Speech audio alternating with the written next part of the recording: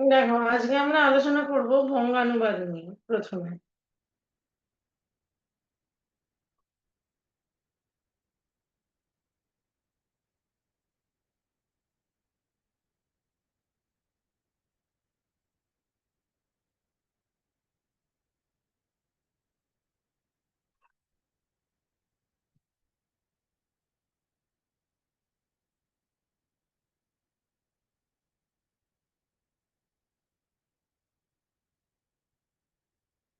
কি বলছে দেখো, quite a number of disparities coexist in our society.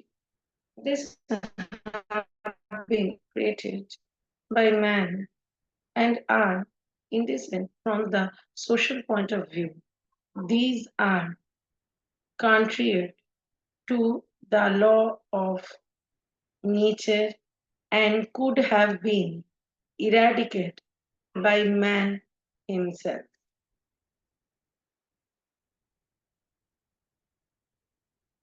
Had he tried, but he did not.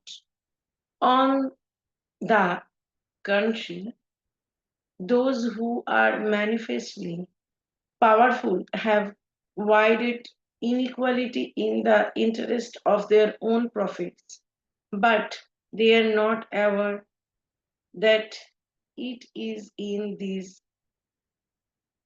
opulence that danger is lying hidden, and that the mighty will not be able to resist it by extraneous force. These disparities will someday or other lead to a total collapse because inequality will never be able to wield its supremacy endlessly. আমরা যখন translate করব তখন প্রথমে আগে যেমন পুরোটা পড়ে নেব, তারপরে কিন্তু আর পুরোটা নিয়ে ভাববো না। তারপরে কিন্তু আমরা পুরোপুরি আলোচনা করব বা দেখব শুধুমাত্র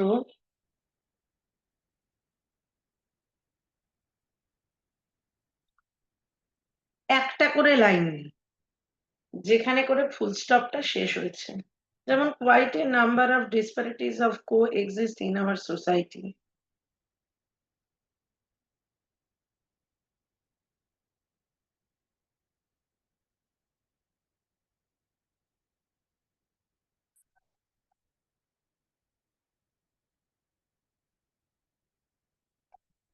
তাহলে এই লাইনটার মানে কি হবে? আমাদের সমাজে বেশ কিছু বৈষম্য অবস্থান করছে। দেখো, ইংরাজিতে যেখানে ফুল স্টপ আছে, আমাকে বাংলায়ও যে সেখানে ফুল স্টপই দিতে হবে তেমন কোনো মানে নেই।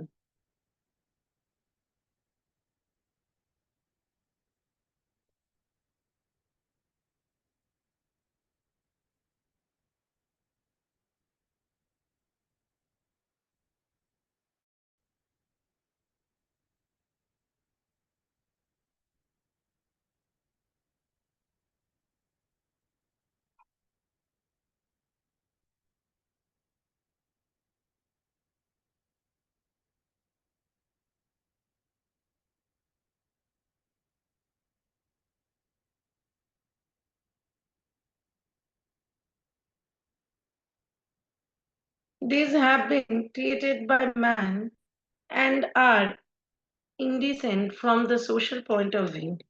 যা মানুষ সৃষ্ট, যা আমাদের সমাজের চোখে দৃষ্টিকটু, যা প্রাকৃতিক নিয়ম বিরুদ্ধ,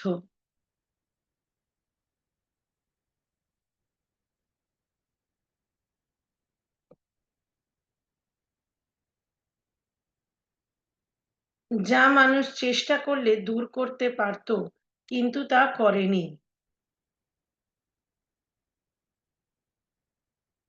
এই যে these are contrary to the law of nature and could have been eradicated by man himself had he tried, but he did not. দেখো, আমরা এইখানে এসে লাইনটাকে শেষ করেছি, বাদ বাকিটাকে কি করেছি, কমা দিয়ে দিয়ে লিখেছি। এখানে কিন্তু এই যে these have been created the by man and are indecent from the social point of view, এই যে যা মানুষ সৃষ্ট, যা সমাজের চোখে দৃষ্টিকটু, এইটুকানি। These are contrary to the laws of nature and could have been eradicated by man himself. যা মানুষ চেষ্টা করলে, এই যে যা প্রকৃতির নিয়ম বিরুদ্ধ, যা মানুষ চেষ্টা করলে দূর করতে পারত, কিন্তু তা করেনি।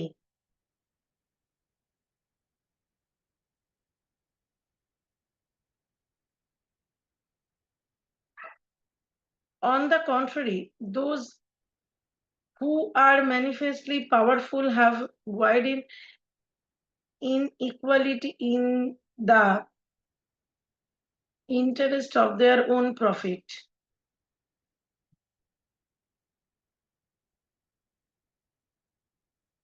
বরং তারা আপাত দৃষ্টিতে শক্তিমান, তারা অসাম্যকে বাড়িয়ে তুলেছে আপন মুনাফার খাতিরে। এই যে বলেছে own profit, interest of their own profit, but they are not aware that it is in this opulence that danger is lying hidden, and that the mighty will not be able to resist it by extraneous force. কিন্তু এই আতিশয্যের মধ্যে যে বিপদ লুকিয়ে আছে এবং তাকে বলশালীরা যে বাইরের শক্তি দিয়ে রোধ করতে পারবে না, তা তারা জানে না। এই যে opulence, that danger is lying hidden, and the mighty will not be able to resist it by extraneous force. This disparity will someday or other lead to a total collapse, because inequality will never be able to wield its supremacy endless. এই ব্যবধানের ধস একদিন নামবেই, কারণ অসাম্য চিরকাল আধিপত্য বিস্তার করতে পারবে না।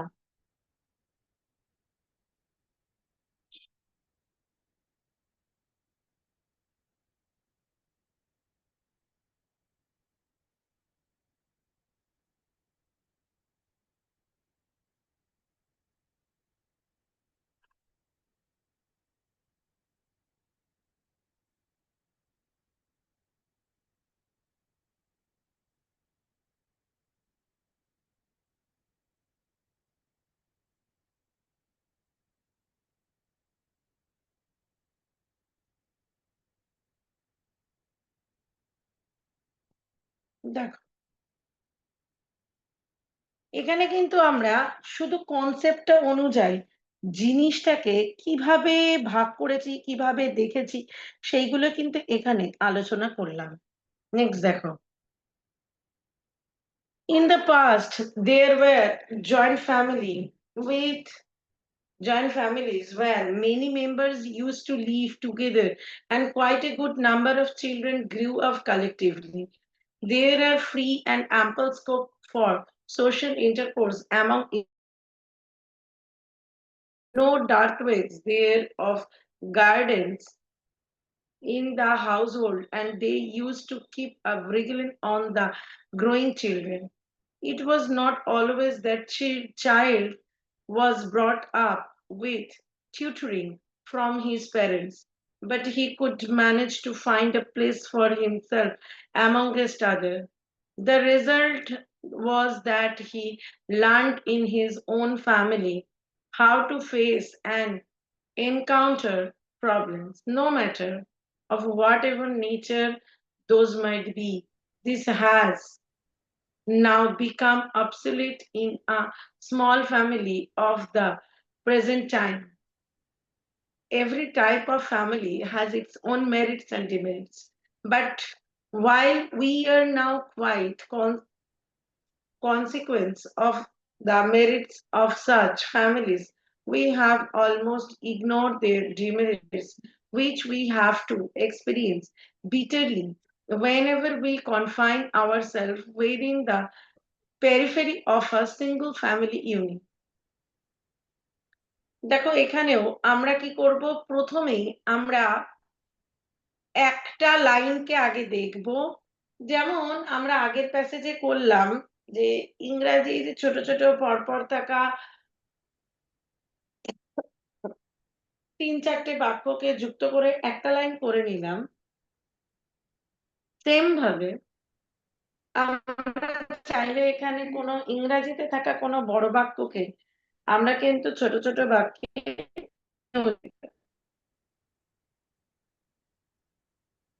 তাহলে প্রথমটা কি আছে, in the past there was joint families where many members used to live together and quite a good number of children grew up collectively.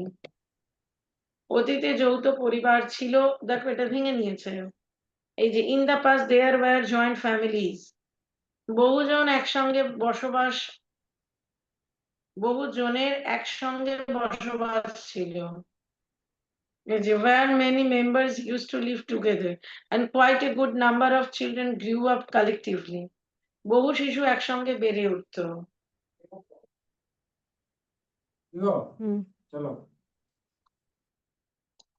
নিজেদের মাইকটা বন্ধ রাখো।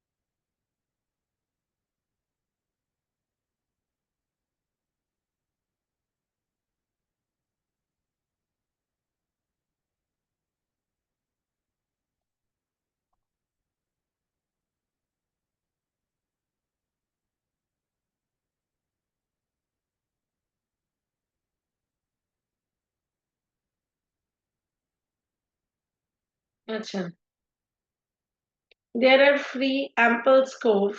আচ্ছা, তাহলে এখানে আমরা many member used to live together and quite a good number of children grew up collectively।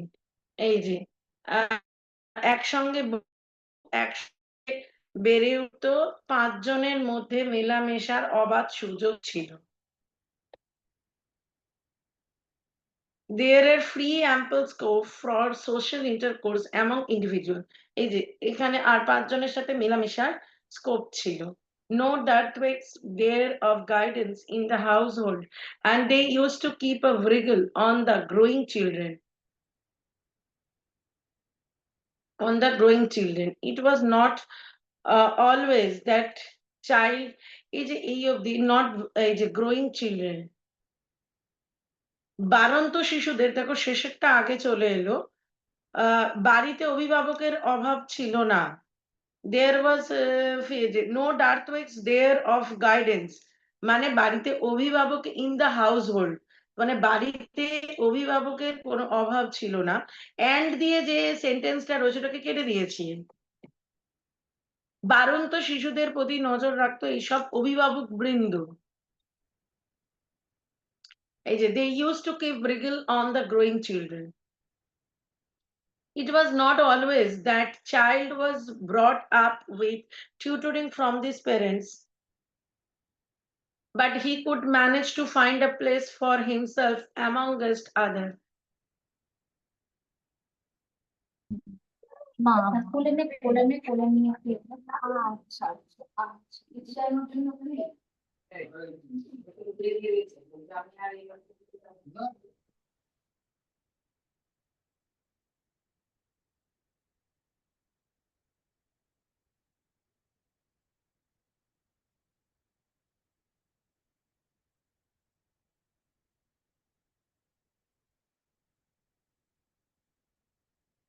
সবসময় বাবা মাই যে এদের শিক্ষা দিয়ে মানুষ করতো তা নয়।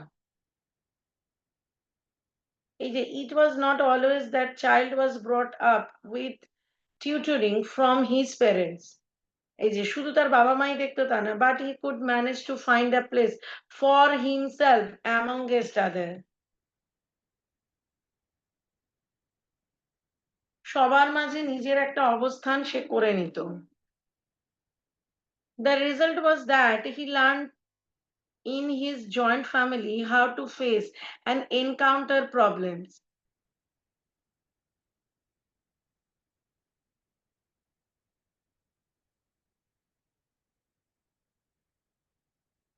ফলে যত রকমের সমস্যাই হোক না কেন, মোকাবিলা কি করে করতে হবে তা সে শিখেছে তো ওই যৌথ পরিবারে। This has now become obsolete in a small family of the present time.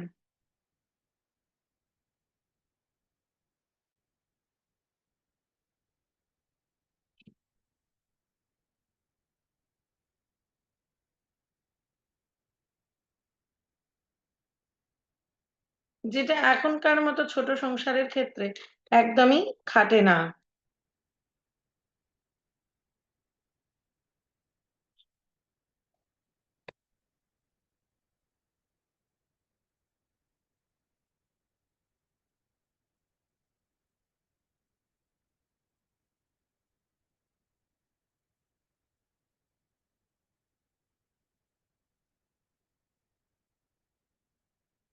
Every type of family has its merits and demerits.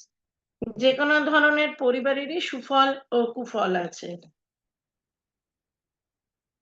But while we are now quite consequence of the merits of such families, we have almost ignored their demerits, which we have to experience bitterly whenever we confine ourselves within the periphery of a single family unit. কিন্তু এইসব পরিবারের সুফলের দিকে নজর দিতে গিয়ে কুফলগুলিকে আমরা প্রায় উপেক্ষা করে ফেলেছি। কিন্তু কুফলগুলিকে ভোগ করতে হচ্ছে দারুণভাবে যখন আমরা একক পরিবারের গণ্ডির মধ্যে থাকছি।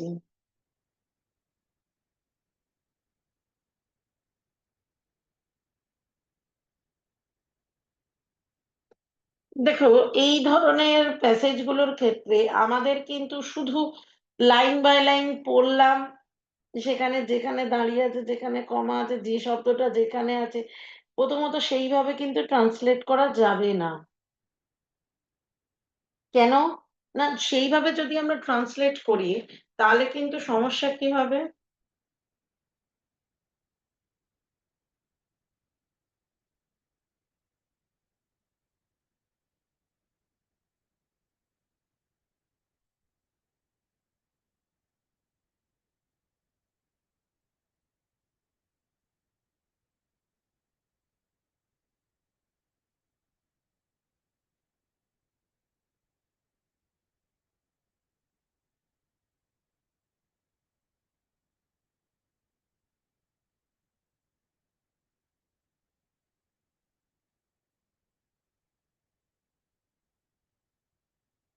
দেখো,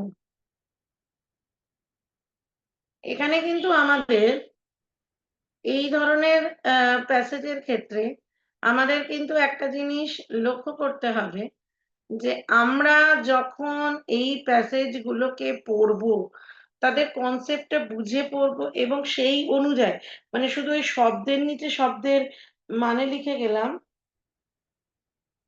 এটা করলে কিন্তু হবে না।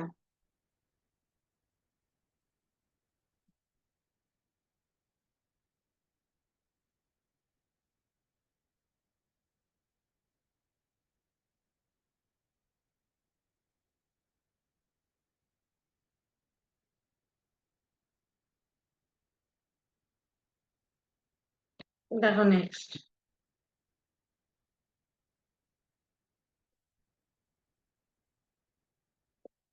আচ্ছা, এরপর আমরা একটু প্রতিবেদন দেখবো। প্রতিবেদন লেখার নিয়ম কি না, প্রতিবেদনে আমাদেরকে যে টপিক আলোচনা করতে বলবে সেই বিষয়ে আমাদেরকে কি করতে হবে, একটা নিজস্ব নামকরণ দিতে হবে। নামকরণ দিয়ে, নিজস্ব নামকরণ দিয়ে লিখতে হবে। এবং তার ফলে কি হবে,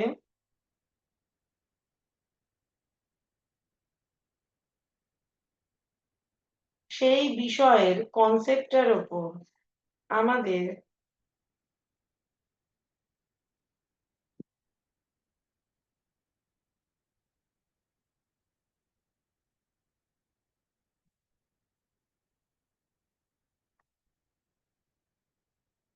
চিন্তা ভাবনার প্রথম প্যারাতে থাকবে একটা ইন্ট্রোডাকশন, মাঝের প্যারাতে থাকবে হচ্ছে বিষয়টার সম্বন্ধে আলোচনা, শেষের প্যারাতে থাকবে হচ্ছে কি বলতে চাইছে, কেন বলতে চাইছে, কিভাবে তার সমাধানটাকে ভাবছি, সেইগুলো।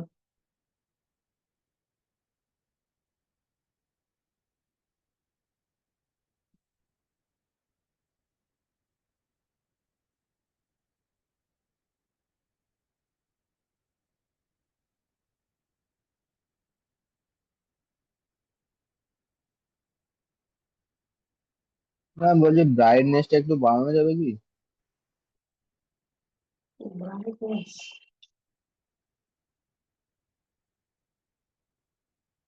ব্রাইটনেস পুরোপুরি আছে।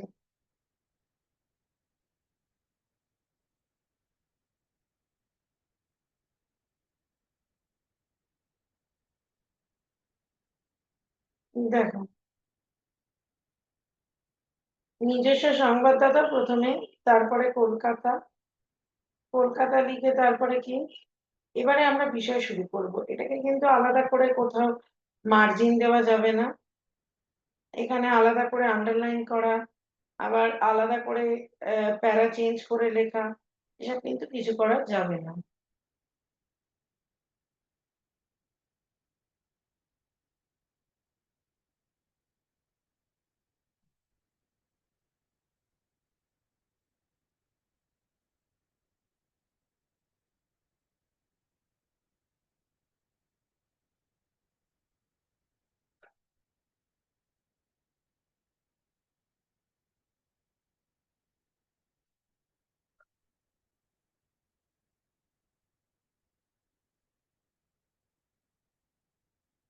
দেখো, বিজ্ঞানের আমরা বলেছি আধুনিক জীবনে বিজ্ঞাপনের প্রভাব, অর্থাৎ এখানে আলোচনা করব বিজ্ঞাপনের ভালো মন্দ বিভিন্ন দিক।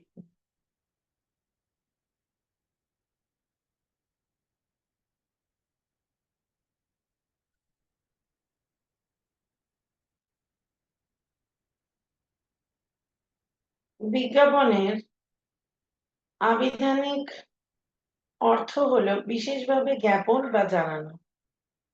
তোমরা চাইলে জিনিসটাকে, যে বিজ্ঞাপনের বিভিন্ন ইতিহাস বা বিজ্ঞাপনের, ভারতবর্ষে বিজ্ঞাপনের শুরুটা কিভাবে, সেইভাবেও আলোচনা করতে পারো, সেটা তোমাদের ইচ্ছার উপর।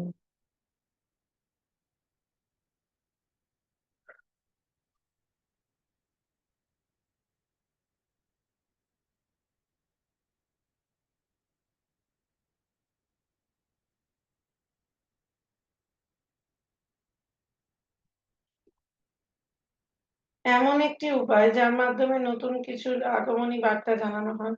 শুধু তাই নয়, পুরোনো যা প্রচলিত পণ্য বা সেবার নতুন গ্রাহক তৈরির কৌশল হলো বিজ্ঞাপন। আমি এখানে বিজ্ঞাপনের শুরুটা কি বা কি, সেটা নিয়ে বা কি কনসেপ্ট থেকে সেই জায়গাটা নিয়ে আলোচনা করেছি।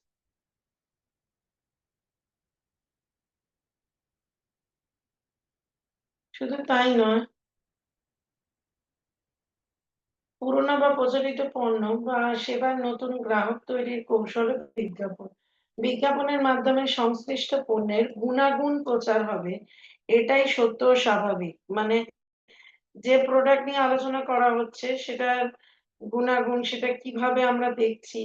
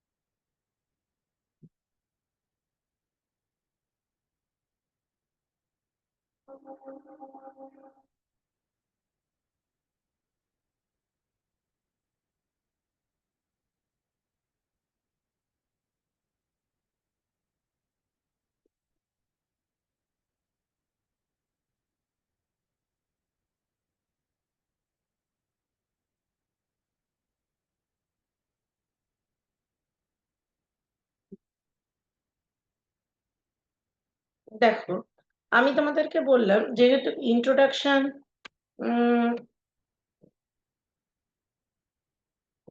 কিছু শোনা যাচ্ছে না, আমার কথা শোনা যাচ্ছে না।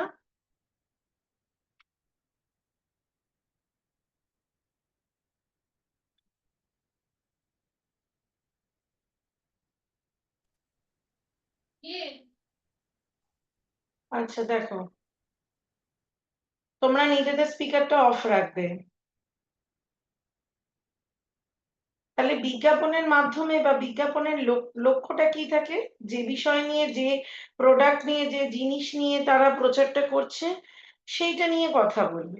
কিন্তু এই সত্য প্রচারে অনেকে মিথ্যার আশ্রয় নিচ্ছেন।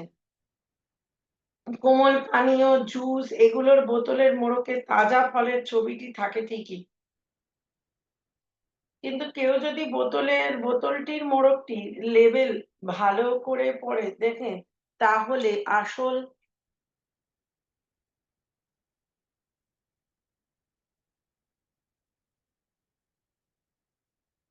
বা তাজা ফলের রস খুঁজে পাবেন না, পাবেন ওই ফলের কৃত্রিম ফ্লেভার।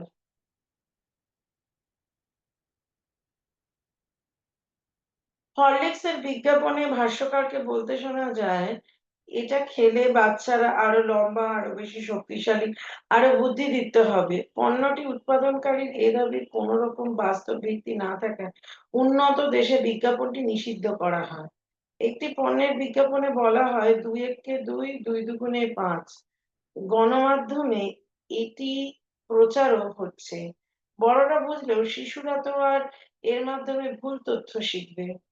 এছাড়া এটি একটি মিথ্যে কথা। তরুণ প্রজন্মকে লক্ষ্য করে নির্মিত বিজ্ঞাপনে প্রবীণ তথা বাবা মাকে অসম্মান, তাদের সিদ্ধান্তকে যুগের অনুপযোগী হিসাবে দেখানোর পাশাপাশি নির্বোধ বানানো হচ্ছে। বাবা মাকে মিথ্যে বলে বোকা বানানো, পক্ষান্তরে সন্তানকে চালাক হিসাবে জাহির করা হচ্ছে অহরহ। শিক্ষককে বোকা বানানোর বিজ্ঞাপনগুলো এই সময় ছেলে মেয়েদের মুখস্থ, স্রোতের বিপরীত বিষয়কে বিজ্ঞাপনে প্রাধান্য দেওয়ায়, অনবরত তা প্রচারিত হওয়ায় এবং বারবার দেখতে থাকায় সেই বিপরীত বিষয়কে মনে হতে থাকবে স্বাভাবিক। যেমন একটি মিথ্যে বারবার করে সেটি সত্যি বলে মনে হবে, তেমন কথা হলো প্রচারিত বিজ্ঞাপন থেকে কি শিখছে আমাদের শিশু ও তরুণ প্রজন্ম। বয়োজ্যেষ্ঠ কেউ শাসন করলে আরো বেশি উদ্ধত হওয়া, নিয়ম না থাকলেও মিথ্যে বলে লুকিয়ে নিয়ম ভাঙা, কেউ দেখতে পেল না বলে সততার আশ্রয় নেওয়া, এগুলোই কি বিজ্ঞাপনের উপজীব্য? এসব কি শিখবে আমাদের শিশু ও তরুণরা? না, এমন কাম্য নয়। বিজ্ঞাপন কি তাহলে পণ্য বা সেবার গুণাগুণ প্রকাশ ছাড়া যুব সমাজের চারিত্রিক বৈকল্যটি বাড়িয়ে দিচ্ছে না? ভুল বার্তার কারণে এর ফলে কি কেবল ভোক্তাই ক্ষতিগ্রস্ত হচ্ছে না, অনৈতিক বিজ্ঞাপনের প্রভাবে গোটা নাগরিক সমাজও বিকারগ্রস্ত হয়ে পড়ার শঙ্কা থাকে। যেহেতু আমাদের বর্তমান জনজীবন অনেকটাই ডিপেন্ড করছে এর উপর, তাই সেখানে কিন্তু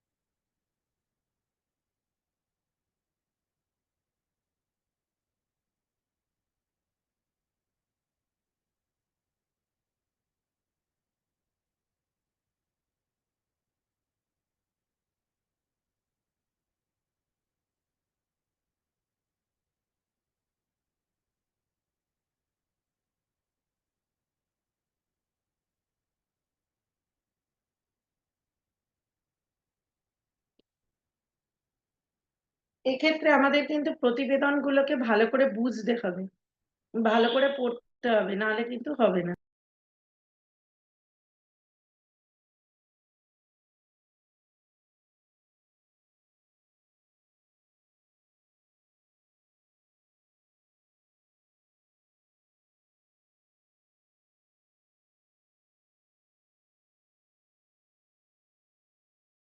ম্যাম, কথা তো ক্লিয়ারলি শোনা যাচ্ছে না, অনেক পরে পরে আসছে।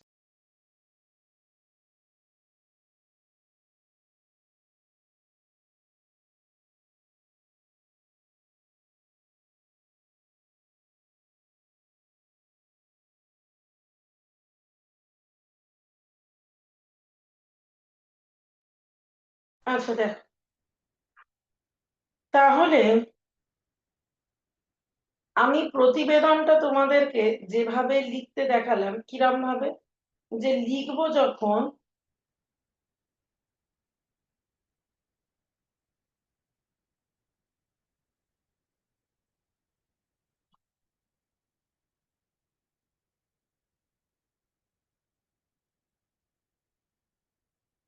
ম্যাম অর্ধেকটা শুনতে পাচ্ছি, অর্ধেকটা শুনতে পাচ্ছি না। হ্যাঁ, আমি যখন বলছিলাম তখন শুনতে পাওনি যে কিভাবে লিখবে, লেখার পদ্ধতিটা কেমন হবে, কিরকম, না আমরা জিনিসটাকে কিভাবে ভাবছি একরকম ভাবে কিন্তু জিনিসটাকে শুধু ভাববে না।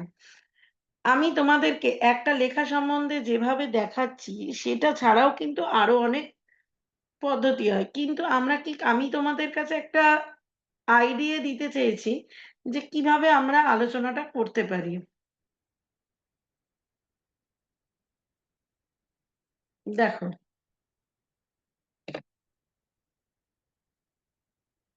আচ্ছা এরপর আমরা আরেকটা প্রতিবেদন দেখবো,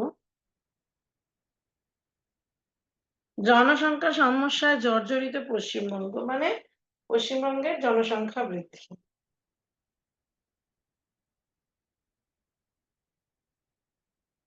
নিজস্ব সংবাদদাতা, স্বাধীনতার পরবর্তী কালের হিসাব অনুযায়ী সারা ভারতবর্ষের জনসংখ্যা অস্বাভাবিক হারে বৃদ্ধি পেয়েছে।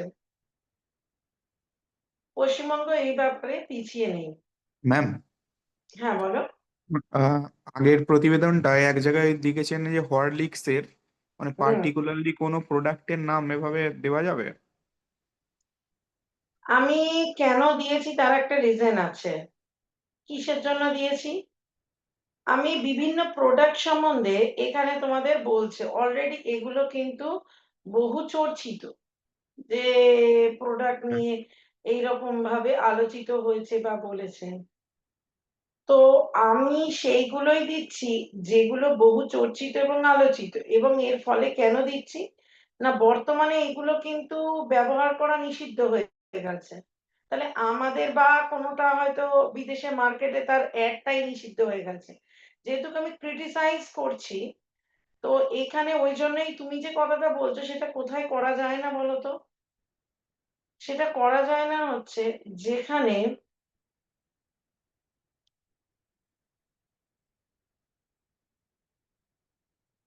হ্যালো শুনতে পাচ্ছ আমি কি বলছি, হ্যাঁ ম্যাম। এটা এটা কোথায় করা যায় না, একদম চলবে না বলো তো, কোনো তুমি পলিটিক্স এর নাম বা কোনো কিছু, কিন্তু কোনো কোম্পানি, আগে ধরো এই যে আমি যদি বলি খাদ্যের গুণাগুণ নিয়ে, কিছুদিন আগে ম্যাগি যে কেসটা খেয়েছিল বা সেটা নিয়ে যে কেস চলেছিল, ম্যাগির গুণাগুণ বা বিশেষত ম্যাগি মশলাতে যে গুণাগুণ, তা আমি যদি সেই নিয়ে যদি কোনো টপিকে আমি যদি ম্যাগি কোম্পানি সম্বন্ধে লিখি, এটা তো কোনো ভুল না, আমি রিপোর্ট লিখছি, আমার ওটা আচ্ছা। প্রমাণিত তথ্য, আমার ওটা কোনো ভুল ইনফরমেশন। তা বলে আমি এমন কোনো কোম্পানির নাম লিখতে পারি না যে কোম্পানি সম্বন্ধে এরকম কোনো কেস হয়নি। ওকে ম্যাম, বুঝতে পেরেছি ম্যাম। হুম, ম্যাম হুম, বলছি, সম্পাদকীয় যে প্রতিবেদন যে হুম, থাকে, হুম, মানে যেরকম আগেরটা যেটা লিখেছেন আপনি যে হুম, বিজ্ঞাপনের প্রভাব, এটা হুম, তো মানে সম্পাদকীয় প্রতিবেদনের ধরনের মধ্যে পড়ে। তো হুম, হুম, আহ, হুম। সেক্ষেত্রে মানে আপনি যখন শুরু করছেন না, ওখানটাতে ওই নিজস্ব সংবাদদাতা তারিখ এটা দিয়ে কমা কেন দিয়ে দিচ্ছি, ওটা। আমাদের ক্লার্কশিপের পরীক্ষায় তুমি যদি প্রশ্ন দেখো, সেখানে কি লেখা থাকে বলতো, সেখানে লেখা থাকে রিপোর্ট লিখুন। এবং আর কিছু বলা থাকে না। একমাত্র পিএসসির বিসিএস পরীক্ষা যেখানে কিন্তু বলা থাকে যে সম্পাদকীয় প্রতিবেদন লিখুন। তাই একমাত্র বিসিএস এর পরীক্ষায় আমরা নিজস্ব সংবাদদাতা স্থান তারিখ লিখতে পারি না। কিন্তু বাদবাকি যে পরীক্ষাগুলো সেখানে কিন্তু আমাদের যেহেতু মানে বিশেষত ক্লার্কশিপে লেখা থাকে না, তাই আমরা কিন্তু সেটা লিখতে পারি। এবার প্রশ্ন হচ্ছে, কারণ আমাদের কাছে কিন্তু ওইভাবে তথ্য দেওয়া থাকে না, ইনফরমেশন থাকে না। তা আমরা ওটাকে কি করতে পারি? আমরা ওটাকে লিখবো হচ্ছে সম্পাদকীয়ের মতনই, মানে সম্পাদকীয় যেরকম লেখে, কিন্তু লেখার যে ধরনটা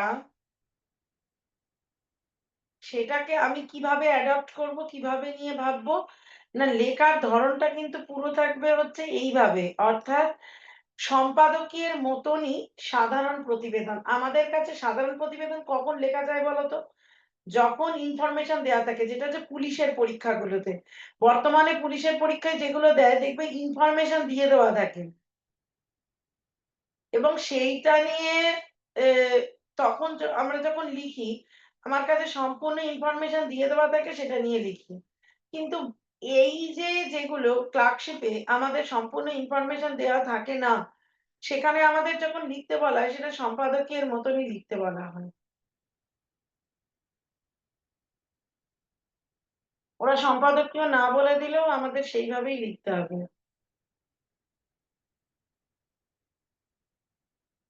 মানে ক্লার্কশিপে যখন আমি লিখবো তখন সম্পাদকীয় প্রতিবেদনটা যদি আমি বুঝতে পারি মানে সম্পাদকীয় নিজস্ব এসছে, সম্পাদকীয় সেটা সেইভাবেই লিখবো।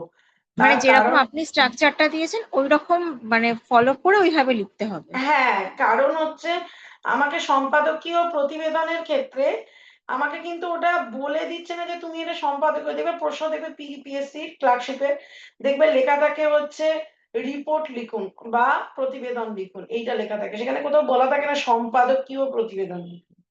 তাহলে আমাকে যখন বলছে না, তাহলে আমি সেটা যখন লিখবো, তো সেইটাকে আমার মাথায় রেখে লিখতে হবে। ঠিক আছে।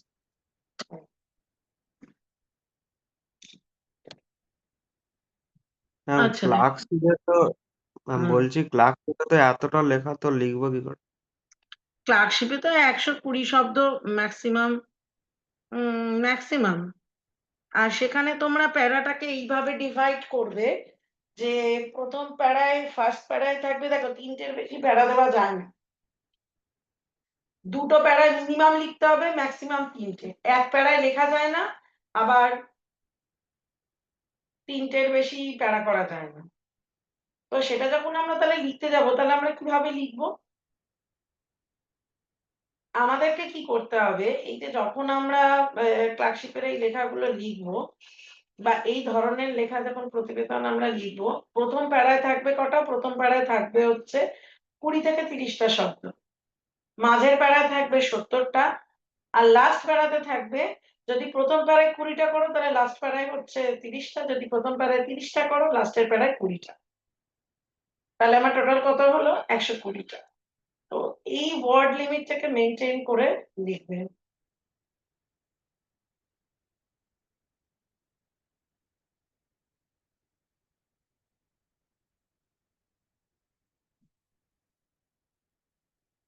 কিন্তু স্লাইডের এই লেখাগুলো তো অনেক লেন্দি হয়ে যাচ্ছে না? হ্যাঁ, আমি একটু ইনফরমেশন দিয়ে লিখেছি, কারণ অত ছোট লিখলে, তোমরা যখন লিখবে তখন তোমরা কি করবে না, দেখবে এইটা থেকে ইনফরমেশন গুলোকে ইন্ট্রোডাকশনের স্টাইলটা দেখে নিয়ে লিখবে। এইগুলো থেকে তোমরা যখন লিখবে এইগুলোকে মেনটেন করেই লিখবে। শব্দ সংখ্যা কিন্তু নিজেরা যখন লিখবে এই শব্দ সংখ্যা, এই ডিভিশন, এগুলো কিন্তু মেনটেন করে লিখবে। আমি তোমাদেরকে লেখার সময় একটু ইনফরমেশন দিয়ে দিয়েছি, যাতে, দেখো পুলিশেরও মেন্স আছে সামনে, সেটা তো 200 শব্দে থাকে। তাই যেমনই আসুক তোমরা যাতে লিখতে পারো, তো তোমাদের কাছে সেই ইনফরমেশনটা দিয়ে দিয়েছি।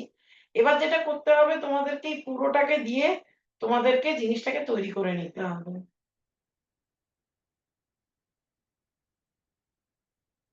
Okay ma'am.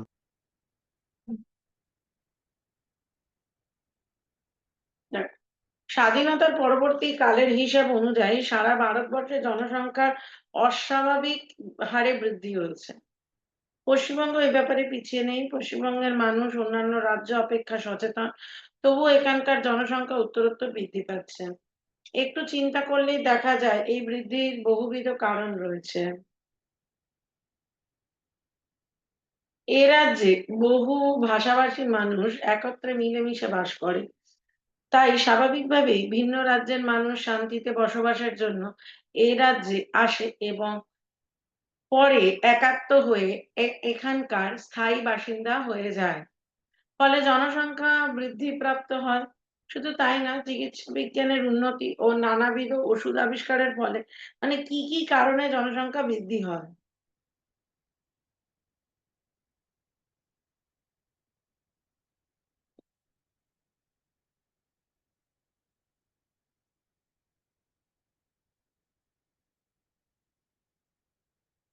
শিশু মৃত্যুর হার পূর্বাপেক্ষা অনেক পরিমাণে কমে গেছে।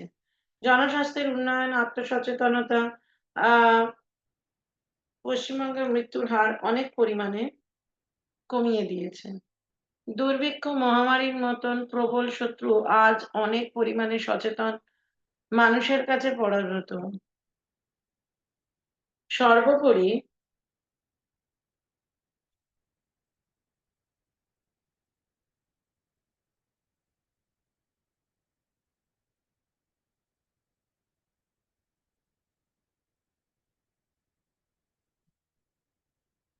স্বাধীনতার ৭০ বছর পরেও বহু মানুষ এখনো অশিক্ষা ও কুসংস্কারে আচ্ছন্ন থাকায় জন্ম নিয়ন্ত্রণে অনাগ্রহী। এছাড়াও রয়েছে দেশভাগের ফলে পূর্ববঙ্গ থেকে আগত অসংখ্য উদ্বাস্তু শরণার্থী। এই সমস্ত কারণেই পশ্চিমবঙ্গের জনসংখ্যা প্রতিনিয়ত বৃদ্ধি পাচ্ছে। ফলস্বরূপ সমাজ জীবন হয়ে পড়েছে বিপর্যস্ত।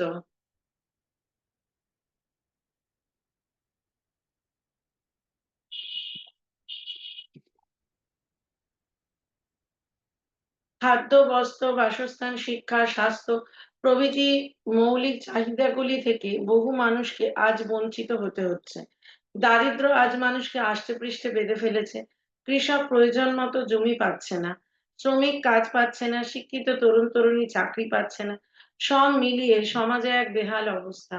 বেকারত্বের জ্বালায় আজ যুব সমাজ দিশেহারা হয়ে পড়েছে। এই সবকিছুর মূলে অনেক কারণ থাকলেও অন্যতম মূল কারণ হলো নিঃসন্দেহে জনসংখ্যার উত্তরোত্তর বৃদ্ধি।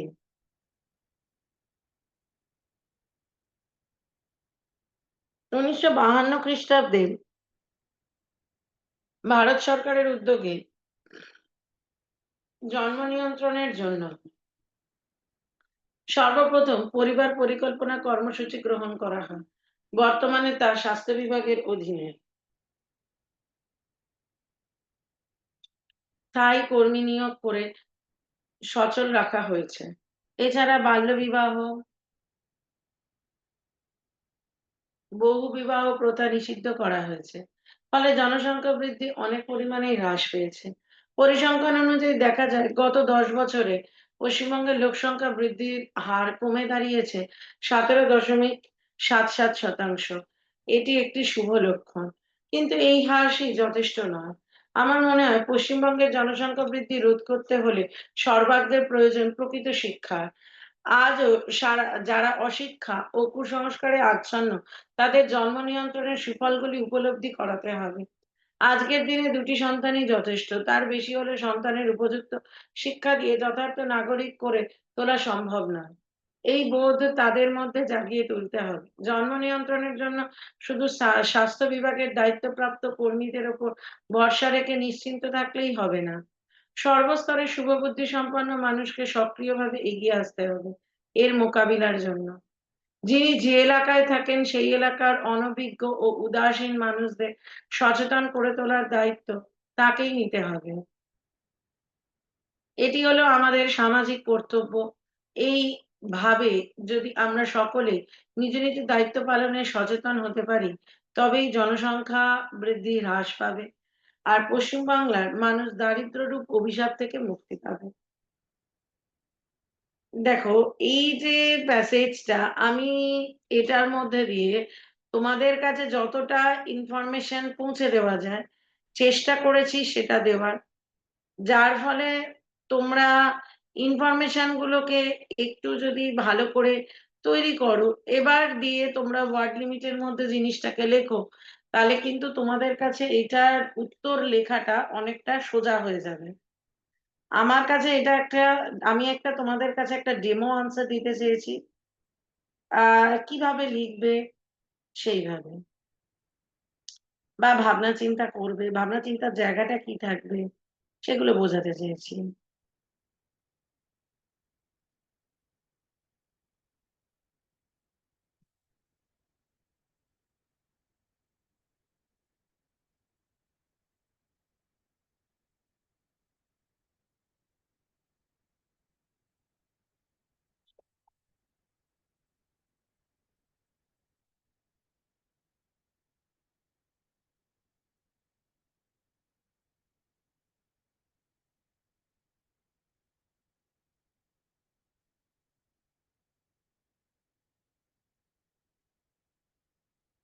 আচ্ছা, তোমাদের কারোর কোনো প্রশ্ন আছে?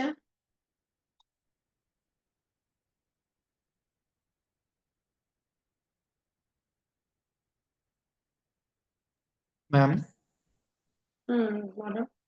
এখানে এই প্রতিবেদন লেখার সময় আমার মনে হয় পশ্চিমবঙ্গের জনসংখ্যা বৃদ্ধি, আমার মনে হয় এইভাবে এটাকে করা যাবে। হ্যাঁ, শেষ পাড়াটাতে আমরা নিজের অভিমত দিতে পারি। আচ্ছা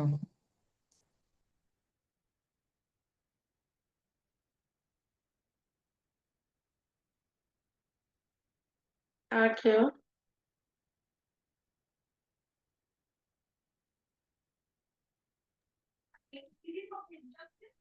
ম্যাম, বলো। হ্যালো।